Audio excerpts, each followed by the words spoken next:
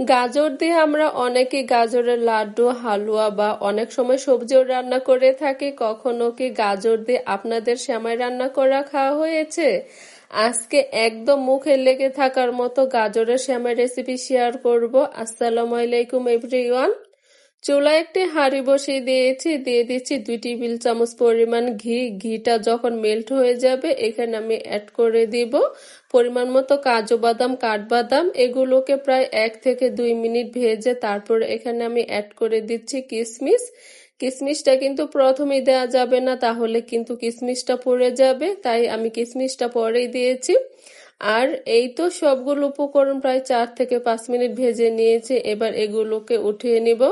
আর যখন এগুলোকে ভাজবেন অবশ্যই চুলার আঁচ কমিয়ে ভাজবেন, তা না হলে কিন্তু পুড়ে যাবে। ড্রাই ফ্রুটস গুলোকে অফিস কিনে উঠিয়ে নিয়েছে। এবার সেই ঘিয়ের মধ্যে অ্যাড করে দিচ্ছি গ্রেট করা গাজর। এখানে আমি প্রায় আধা কেজি পরিমাণ গাজরকে গ্রেট করে নিয়েছি। এবার চুলার আঁচ কমিয়ে এই গ্রেট করা গাজরটাকে প্রায় 5 মিনিট ভেজে নেব, তাহলে গাজরের গায়ে যে একটা স্মেল আছে সেটা কিন্তু চলে যাবে। আর আরেকটি কথা, অবশ্যই চুলার আঁচ কমিয়ে গ্রেট করা গাজরটাকে ভেজে নেবেন, এটা কিন্তু পুড়ে গেলে খেতে ভালো লাগবে না। এবার এখানে আমি অ্যাড করে দিচ্ছি 1 কেজি পরিমাণ দুধ। আর দুধটাকে কিন্তু আমি আগে জাল দিয়ে তারপরে ঠান্ডা করে নিয়েছি। অনেক সময় গরম দুধ অ্যাড করলে দুধটা কিন্তু ছানা কেটে যেতে পারে। সুন্দর একটি ফ্লেভারের জন্য দিয়ে দিচ্ছি 3টি এলাচ। আপনারা চাইলে কিন্তু এলাচটা গুঁড়ো করেও দিতে পারেন, এবং স্বাদ মতো লবণ। যে কোনো মিষ্টি খাবারে কিন্তু লবণটা অ্যাড করলে সেটা খেতে খুবই ভালো লাগে।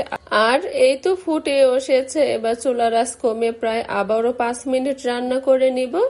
আর এই গাজরের সেমাইটা রান্না করতে খুবই কম সময় লাগে। আমি যেহেতু প্রথমে এখানে চিনি অ্যাড করিনি, এবার অ্যাড করে দিচ্ছি এখানে পরিমাণ মতো চিনি। চিনিটা কিন্তু যার যার টেস্ট অনুযায়ী এখানে আপনারা অ্যাড করে দিতে পারেন।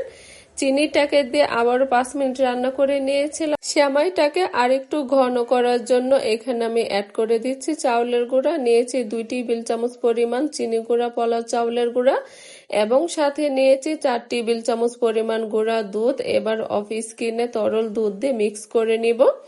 মিক্স করে এটার সাথে অ্যাড করে তখন কিন্তু আর চুলার মধ্যে বেশিক্ষণ রাখা যাবে না। প্রথমে যে ড্রাই ফ্রুটস গুলো আমি ভেজে নিয়েছি সেগুলোকে এবার অ্যাড করে তারপরে এই সেমাইটা চুলা থেকে নামিয়ে নেব। এরই মাঝে তৈরি হয়ে গেল গাজর দিয়ে মুখে লেগে থাকার মতো ভীষণ মজাদার গাজরের সেমাই রেসিপি। আর এই রেসিপিটি কিন্তু তৈরি করা খুবই সহজ। শীতে প্রচুর পরিমাণে গাজর পাওয়া যায়। আপনারা কিন্তু চাইলে এই রেসিপিটি বাসায় ট্রাই করে দেখতে পারেন। গ্যারান্টি দিয়ে বলছি মুখে লেগে থাকবে। তো যাই হোক, আজকের মতো এখান থেকে বিদায় নিচ্ছি। সবাই ভালো থাকবেন, সুস্থ থাকবেন। আল্লাহ হাফেজ।